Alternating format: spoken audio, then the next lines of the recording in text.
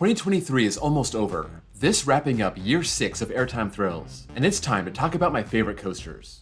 I started the year with 563 credits, and I ended with 635. That's 72 new coasters across 5 countries, and I also rewrote a ton of coasters I hadn't ridden for years. This year, I did something different. Instead of using my existing list and moving things around, I tore it down and rebuilt it, so there's a lot of movement from last year. Let's get down to it.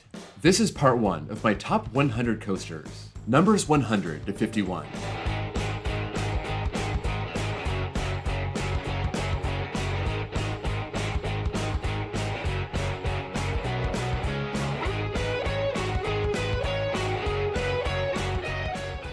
Here's a breakdown of part 1 of my top 100.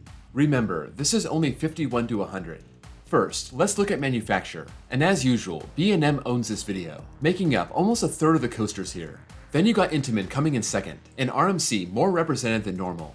They make up 10% of this list. You're also getting a good dose of Premier, Vekoma, and CCI, 4 coasters each. Now, let's look at where these coasters are. Florida is coming in strong with 7 coasters across 4 parks. California, Texas, and Ohio are next, no surprise there. But you'll see, we got some newcomers on here. Most notably, we got 2 from Norway.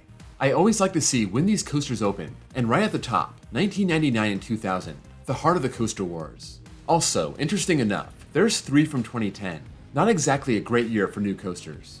Of the 50 coasters on this list, 14 are made of wood, 36 are made of steel, and here's the breakdown of inversions. It's almost split in half when it comes to inversions versus no inversions. And of the loopers on this list, the ones with 3 lead the pack.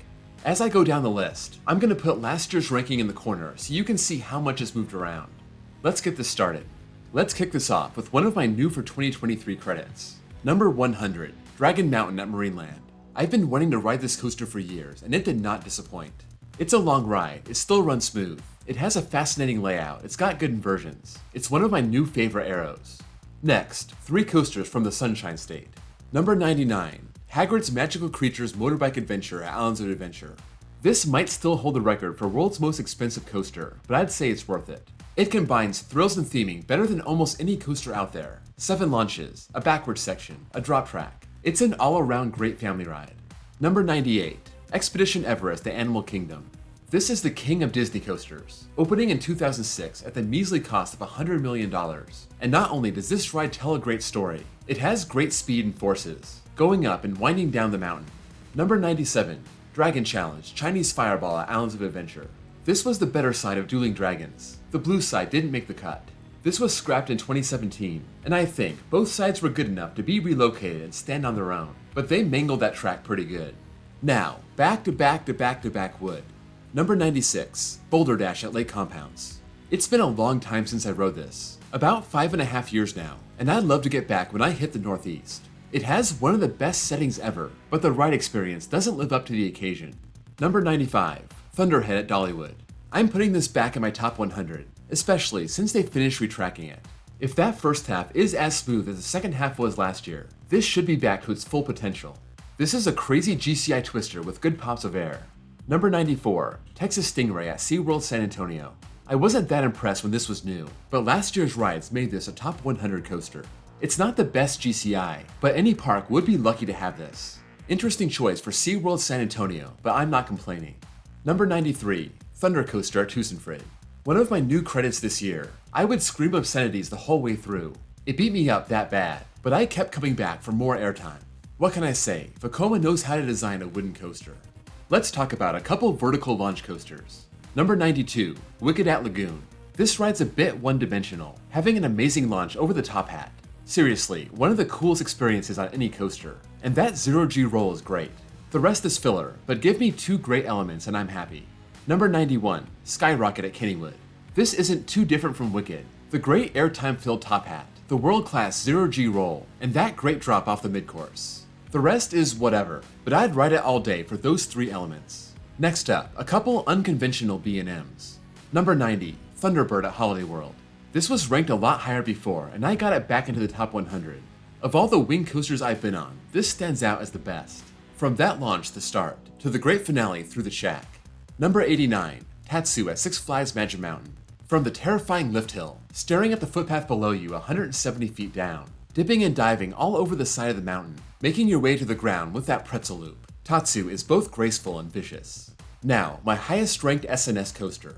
Number 88, Powder Keg at Silver Dollar City. That launch is a powerhouse, using compressed air to get the train from 0 to 53 in 2.8 seconds. But it's not a one-trick pony. From there, it goes into a series of camelbacks, acting like a hypercoaster without the big drop. That is, until the end of the ride where it has a normal lift and drop. Weird coaster, but I love it. Next up, a couple gravity groups. Number 87, Ravine Flyer 2 at Waldameer. Another coaster I haven't ridden in over 5 years, but from my 4 rides in 2018, I could see how good this ride was. I wish it was smoother, but that's the gravity group. Number 86, Mindblower at Funspot Kissimmee.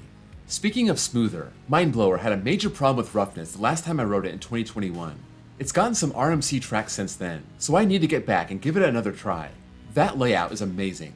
Now, a couple wooden classics. Number 85, Raven at Holiday World. This was once in my top 5, then it fell out of my top 100 entirely. I got it back in there. It may be short, it might be a bit painful, but this is one of the great wooden coasters if you love chaos and airtime. Number 84, Beast at Kings Island. Another coaster that broke into my top 100. If I put Dragon Mountain here, I gotta put Beast. You want a long, interesting coaster with a great setting. That's the Beast. And you got that Helix finale that's one of the best out there. Let's talk about 2 more coasters making their top 100 debut. Number 83, Viper at Six Flags Magic Mountain.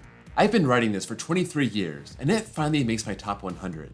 People think it's too rough. I get it. Personally, I think it's fine. It's just crazy intense in the first half, and it's full of hang time in the second half. One of Arrow's finest. Number 82, Storm the Dragon Legend at Tusenfryd. Another new for 2023 coaster. Not just for me, but it actually opened this year.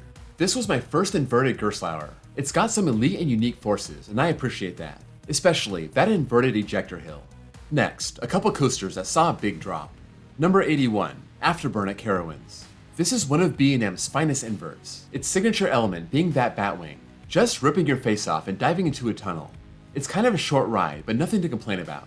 Number 80, American Thunder at Six Flags St. Louis. I got back on this for the first time in 5 years, and I actually got back to this park twice over the summer. This is one of GCI's better coasters. Good airtime, but I wouldn't put it in the top tier. It wasn't quite as good as I remember. Let's talk about launch coasters, 4 of them in a row. Number 79, West Coast Racers at Six Flags Magic Mountain. This Premier Rides dual launch coaster has a great mix of forces. Ejector airtime on the high 5, good weightlessness on the white track, and strong positives on the yellow track. You're guaranteed a race every time, and it adds to the ride. Number 78, Storm Runner at Hershey Park. I was happy to get back on this after waiting 5 years, and that launch is elite. It's one of the most complete accelerators, but it would be leaps and bounds better with just a lap bar. Number 77 and 76, Mr. Freeze at Six Flags Over Texas in St. Louis. I got to ride the one at Over Texas forward for the first time, and it was good, but not as good as it is backwards. I got back on the one at St. Louis also, and that ride pushed it to claim the title as the best coaster in the park. Number 75, Cornball Express at Indiana Beach. This weird CCI coaster just wraps around itself in a square layout, but it does so by tossing you out of your seat. It still has those amazing buzz bars, so while they last, enjoy them. Number 74 and 73, Firehawk at Kings Island, and its prior location, X-Flight at Six Flags Worlds of Adventure. This was my first ever flying coaster, and at the time, it shot into my top 5. Over the years, it got knocked way down, but even in its last year at Kings Island, it was one of my favorites at the park. This is always at the top of my list of defunct coasters. Let's enter the quarry walls for our next 2 coasters. Number 72, Superman Krypton Coaster at Six Flags Fiesta Texas. Many people will say this is the best B&M floorless. I wouldn't go that far, but the way it plays off that quarry wall, it's the most interesting. Number 71, Wonder Woman Golden Lasso Coaster at Six Flags Fiesta Texas. Let's welcome RMC to the video, this being their original Raptor opening in 2018. And the last time I rode it, it was so rough it was crazy. I've seen this ride at its best, and these Raptors are something to behold. They're so insane. I just hope they fix that rattle. Don't blink, here come the intimate accelerators. Number 70, King Dakar Six Flags Great Adventure. Sure, it's got horse collars. Sure, it rattles on the launch track. But it goes from a dead stop to 128 miles an hour in 3.5 seconds, rises up 456 feet and spirals down. It's a rush. Number 69, Accelerator at Knott's Berry Farm. The original hydraulic launch coaster. It didn't have a lot of space to get up to 82 miles an hour, so it does it fast, just 2.3 seconds. That's a gut punch and will never get old. Number 68, Top Thrill Dragster at Cedar Point. Well, I guess this is now my favorite defunct coaster. It's basically the same as King Ka, just smoother and with lap bars. Now, that insane rush is gone, and it's gonna be a more dynamic ride which should be fun. I'm excited for Top Thrill 2. Let's talk about the best coaster in Michigan. Number 67, Shivering Timbers at Michigan's Adventure. Often called the wooden B&M Hyper, this is one enormous ride, greeting people coming to the park, and that airtime is legit. Just watch out for the roughness and try to avoid the ride stapling you. Now, let's discuss 3 of Virginia's finest. Number 66, Apollo's Chariot at Busch Gardens Williamsburg. The weakest B&M Hyper is still a B&M Hyper. It's tall, it's long, it's got airtime, it's got a great setting off the beaten path, and it's a must ride at Busch Gardens. Number 65, Intimidator 305 at King's Dominion. Kind of the opposite of Apollo. That's fun and graceful. I-305 is aggressive and tries to kill you. I'm not a big fan of rides that just try to rip you in half, but I do love the speed and the switchbacks, so it's still a top 100 coaster. Just not top 10 like most other people have it. Number 64, Alpengeist at Busch Gardens Williamsburg. I didn't think much of this the first time I rode it in 2008, but it shot up my list in 2019, and then shot way out my list in 2022. This is almost a hyper invert, and it still brings insane intensity. Alpengeist is a fine B&M. Let's talk about 4 more. Number 63, Medusa at Six Flags Discovery Kingdom. My first floorless was a great one. After riding all of them, only one can top this one. From that straight drop, to the 0G roll, to the Sea Serpent, to the snappy second half, this is a great floorless. Number 62, Kraken at SeaWorld Orlando. Here's my number 1 floorless. It's very similar to Medusa, but it's got a lakeside setting. That beats Medusa's parking lot, and it's got an amazing second half, starting with a vertical loop, a tunnel, and then bursts into a corkscrew. Number 61, Manta at SeaWorld Orlando. For the first time, I put Manta over Kraken. After my rides in 2021, it deserves it. Higher than Kraken, higher than Tatsu, this had a great first half. Then it takes it to another level in the second half, riding right against the ground. I call it a face chopper. Number 60, Intimidator at Carowinds. This runs hot and cold. I felt it's one of the weaker hypers. Then I think it's one of the better ones. But overall, I think it has a pretty uninspired layout. But all those airtime hills make up for it. Just hope those trims are playing nice. Now, 2 Woodies that have questionable manufacturers. Number 59, Viper at Six Flags Great America. This replica of the Coney Island Cyclone does everything right. It even blows away the original. Long ride, great layout, airtime from start to finish, and it's smooth as long as you sit in the right seat. Try the second back row for the best ride. Number 58, Coaster at Playland. It's amazing nobody has fallen out of this ride. Between the minimal restraints and crazy ejector airtime, you feel like you're cheating death on this 1958 wooden coaster, and it's a big rush. Alright everyone, shut up. RMC's here and they want the next 2 spots. Number 57, Railblazer at California's Great America. This is the same as Wonder Woman, but this ran a lot smoother as of 2021. You aren't going to find a more breakneck coaster. The only knock on it, aside from the restraint, is the length. It's only 24 seconds, but it makes the most of them.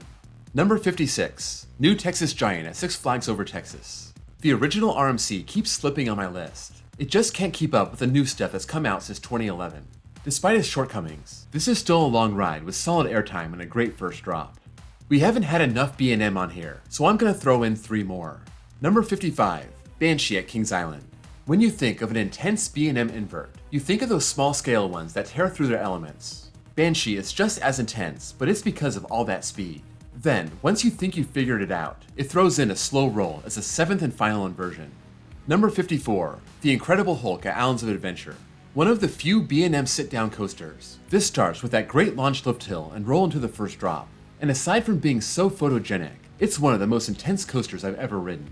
Number 53, Candemonium at Hershey Park. I really enjoyed it this year, finally getting back to Hershey Park after 3 years, riding it on a hot day for once, and it delivered.